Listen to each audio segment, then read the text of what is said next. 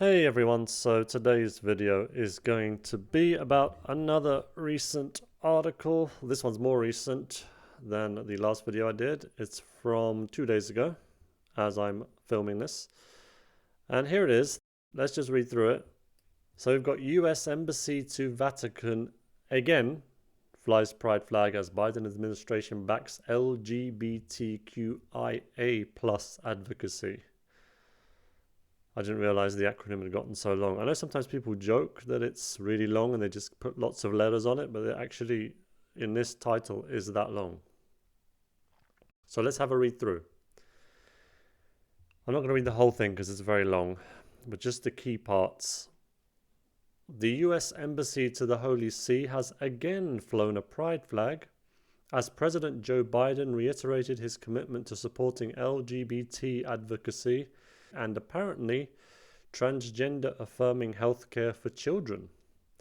The United States respects and promotes the equality and human dignity of all people, including the LGBTQIA+ community, the US Embassy to the Vatican said on Twitter June 1st. It showed a photo of its pride flag and used several hashtags, including all-inclusive. And there's that lovely Twitter post by US in Holy See. The acronym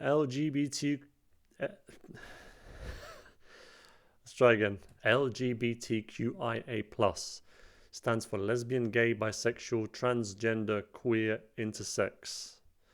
The A stands for asexual, and identity inconsistently used in other US government statements, while the plus sign stands for other varieties of self-professed sexual identity. So they're essentially saying we've only got 7 letters in this acronym, but there's many more. But we have to keep it short. We have to keep it punchy, like LGBTQIA. You can just say that; it rolls off the tongue.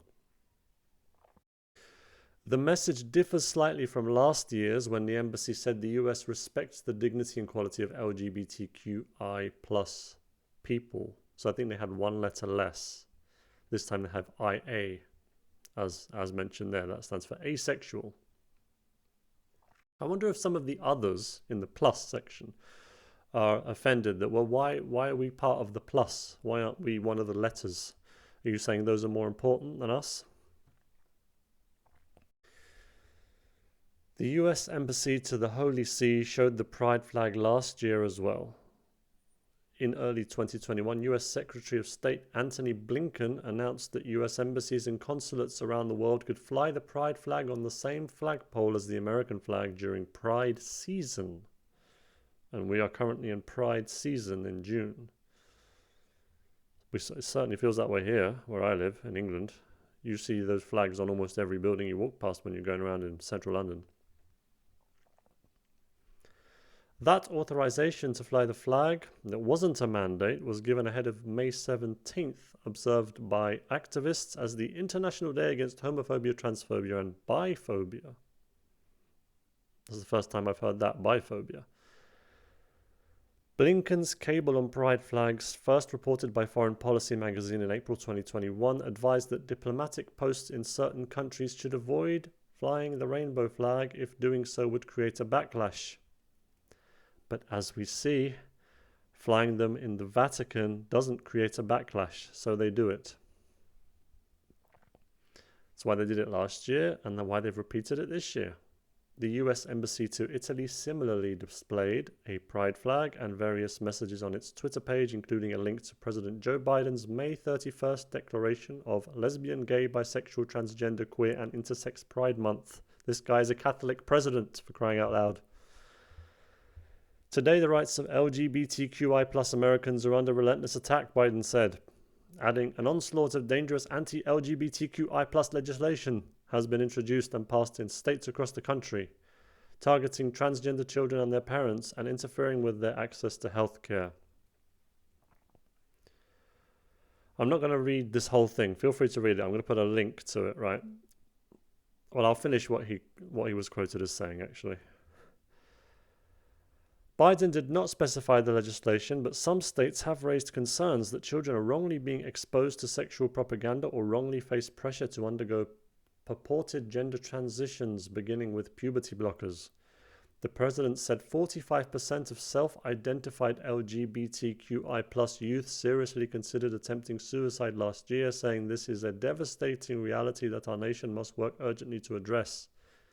Today and every day, my administration stands with every LGBTQI+ American in the ongoing struggle against intolerance, discrimination, and injustice, he said, rejecting violence against self-identified LGBTQI+ people.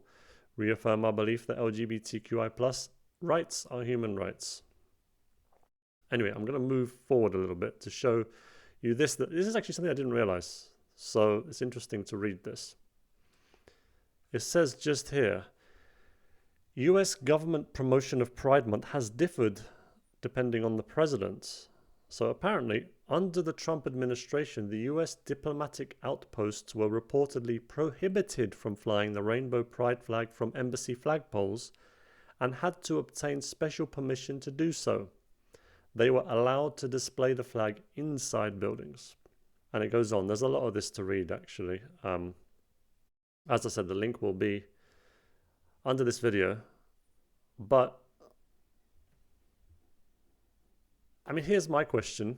Can the Vatican not just say to the US Embassy, yeah, you can't be here anymore because you shouldn't be doing this because this is a direct attack or it's in direct opposition to church teaching, what you're promoting here. And you can't, if you're going to do that, you can't have an embassy in the Vatican. Goodbye. It sounds like something they should say, don't you think? But last year there wasn't really any pushback against it, and this year once again it seems there's going to be no pushback against it, and so they'll keep doing it year after year. It almost feels like this might be, some people might think this is a stretch to say this, but you know how like a lot of people feel that the church, the aim of Satan is to destroy the church, and some feel that there are already elements in the church, people in the church that are there to destroy it, that they're working against it.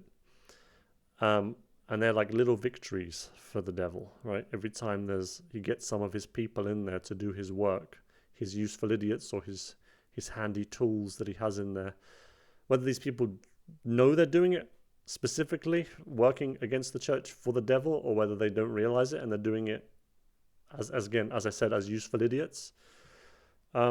These are like minor little victories for the devil, and this is like another minor victory. You know, we're just gonna put up the pride flag in the Vatican, but we're gonna do it again the year after and the year after. It's almost like a little symbol, like he's planting his flag, saying, "Yeah, I'm here." You know, little victory again, another little point for me. It's really. I try not to criticize the Pope on this channel. There are some channels where week in, week out, they seem to just be attacking the Pope. And I feel like if I was going to be doing that, I might as well be a Protestant.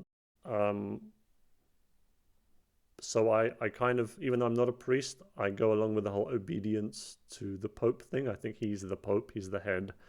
And there's a certain respect that comes with that, even if he does things or says things that sometimes are very confusing. But I really would like him to speak out on things like this. Just clearly state this is unacceptable, you know?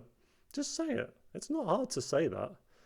Just say that it's unacceptable. Or makes the Vatican put out some kind of official thing to the US Embassy to say, yeah, can you not do that, please?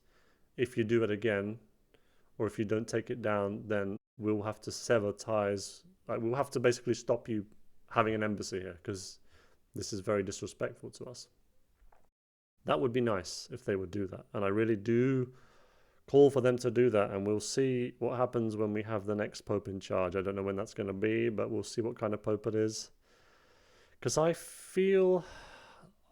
would like to think that Pope Benedict would do something like that. Having said that, in this article further down, it did state, right here, during the Obama administration, the US Embassy to the Holy See made pro-LGBT social media posts on the International Day Against Homophobia, Transphobia, and Biphobia, and during Pride Month in 2014 and 2011. So in 2011, we still had Pope Benedict as Pope.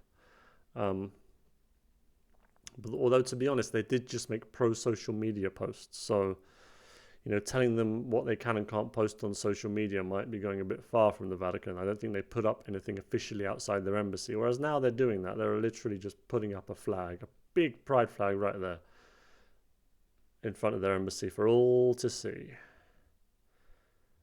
And they do it because they know they can. Just like many priests now in the Catholic Church or bishops are speaking out about certain issues like this because they know they can. They feel safe to do that now under this current leadership. And again, I'm trying hard not to criticize the Pope because I respect him as the Pope. Anyway, folks, I'll let you make of that what you will. Please do leave some comments. I do read them. And thank you very much for watching.